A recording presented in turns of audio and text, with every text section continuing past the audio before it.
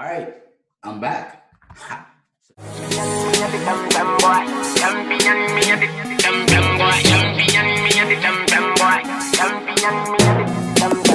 One bag of gold medal pan me now. Yep, that's me. My name is Rome, and this is the Fourth Official. Let's go. So, well, people, it's your boy Rome. Welcome to the fourth official. Same channel, new direction. Um, Finally get the opportunity to kickstart it in the right way. So, welcome to my dungeon. This is my man cave.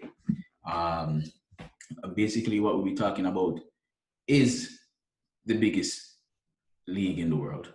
We'll be focused on the biggest league in the world, focused on the biggest club in the world, while still, dabbling here or there in the rest of the league. We're talking about the Premier League, the English Premier League, Manchester United. Yeah. We'll be talking about the other games, talking about the other teams, how Manchester United is faring amongst those rivals right now, and what we can do in the future. And hopefully, we have nothing but good things to report or talk about the rest of the season and onwards. Um, so yeah, thank you for watching. Go ahead, like, subscribe to the channel and grow it as much so we can get reviews be heard.